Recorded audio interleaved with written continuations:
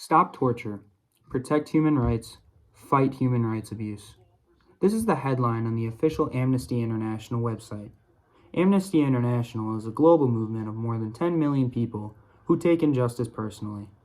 They are campaigning for a world where human rights are enjoyed by all. Let's first examine the history and come up of Amnesty International into what they are today. They are funded by members and people like you. They are independent of any political ideology, economic interest, or religion. No government is beyond scrutiny. No situation is beyond hope.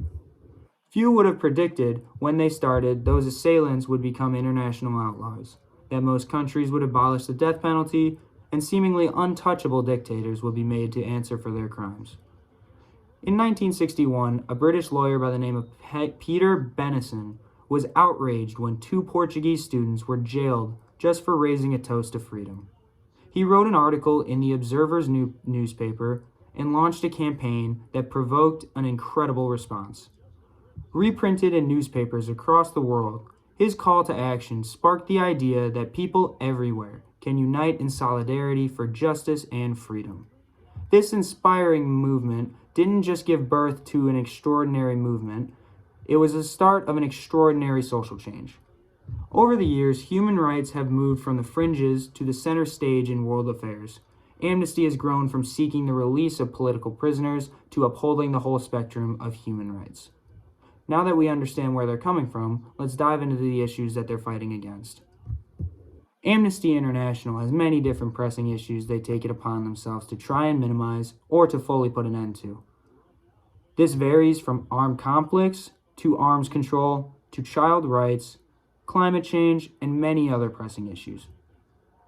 Numerous armed conflicts are currently taking place around the world, including those involving warring parties within a single state, non-international armed conflicts, and those involving armed forces from two or more states, international armed conflicts. Amnesty International documents the campaigns against violations and international law during armed conflicts, regardless of who the perpetrator is or where the abuse occurs. Amnesty International abides their causes by something that's called the Universal Declaration of Human Rights. It's a document that acts like a global roadmap for freedom and inequality, protecting the rights of every individual everywhere. It was the first time countries agreed on the freedoms and rights that deserved universal protection in order for every individual to live their lives freely, equally, in dignity. The Universal Declaration of Human Rights is a milestone document. For the first time, the world has globally agreed document that marked out humans as being free and equal, regardless of sex, color, creed, religion, or other characteristics.